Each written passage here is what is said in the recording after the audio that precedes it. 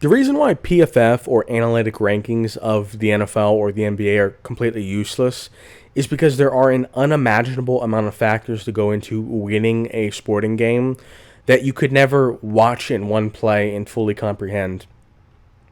Now, I'm not saying they're, totally useless. I guess I kind of did say that, but what I mean by that are there are many things in football that would be a negative stat or a negative play that was good for them winning, and vice versa.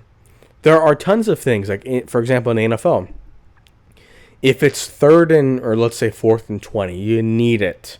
Fourth and 20, you're down by four, you're not going to get the ball back if you don't convert. And you throw a 12-yard hitch, and there's two guys that make the tackle immediately. You increase your completion percentage, you increase your passer rating, but they didn't win the game. And what you should have done is you should have thrown the ball in the deep coverage into the end zone. That probably would have gotten picked, but it actually gives you a chance to win the game. Same thing with a running back holding a defensive end. The offensive lineman misses the assignment. It's not the running back's fault. The running back can either give up a strip sack or can hold. In the NBA, a lot of these guys will hold after the buzzer so they don't get a lower percentage for their three-point percentage. A lot of guys won't contest shots because they don't want to foul somebody. I mean, there's and a lot of guys will. There's so many things that you can't quantify in terms of winning. Like, what was the correct move for them winning? So many things, unimaginable amount of things. And I say that to say that at the end of the day, the only thing that does matter is winning. And it's possible that you could be a quote-unquote better player than someone, but not be a better winner. And I'll give you an example. There are some guys in the NBA, and this applies to NFL as well, like let's say a wide receiver. There are some guys in the NBA or in the NFL that, as the best player at their position, they are better than another guy.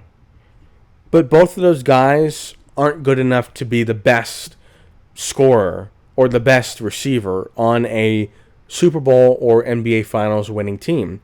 So both of these guys, if they're going to win, they need to be the second best. Well, some guys, even though they might not be as talented, they might not run as good of routes, they might not be as good of a shooter, they are better at being that second guy. So option one, he is a quote-unquote better player. All the intangibles are there for him, but he's not quite good enough to be the best scorer on a championship-winning team. So then for him to end up winning, has to be the second best scorer. Well, he can't do that. He's not good enough at being that off-ball guy. So even something like that, which we can watch the guy and be like, man, he's not better than that other guy, but he's better at being the sidekick, I guess. There's just a multitude of scenarios like that. And also another thing we have to factor in is what do the coaches want? Maybe there's a guy that he misses a lot of tackles, but he's always forcing them to cut back into the sideline or cut back into defenders, and he never gives up the big one, and that's what the defensive strategy is, and that's what the whole team is centered around. Or maybe there's a guy that,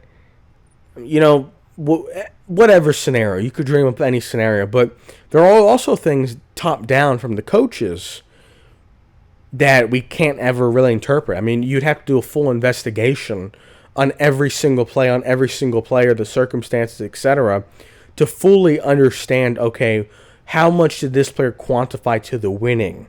And how much would he have quantified to a different team?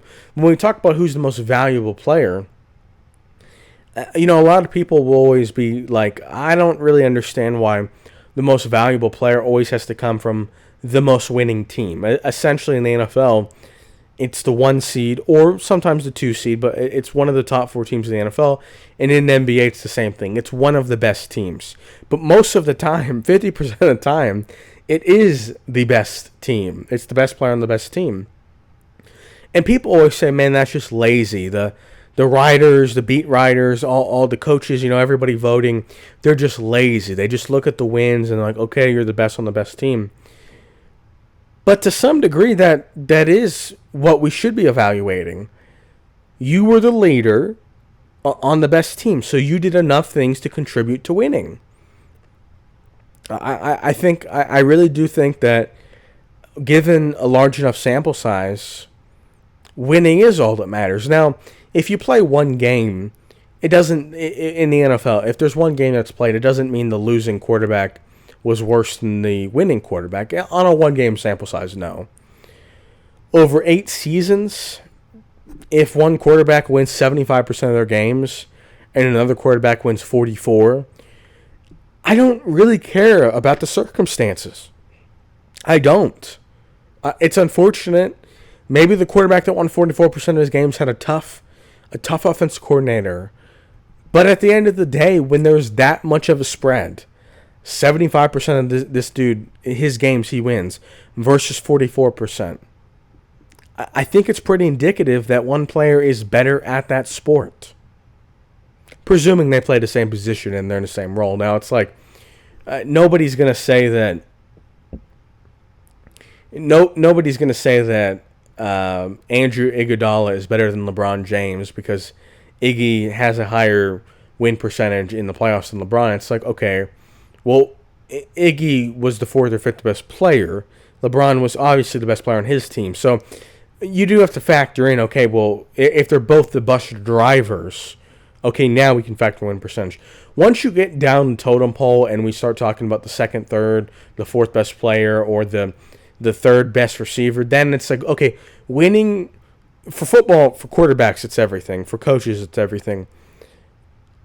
And for other positions, it matters as well, but it's a little tougher to tell because they don't have as much of an impact on the game. But the NBA, if you're the best player on the team, you better do some winning.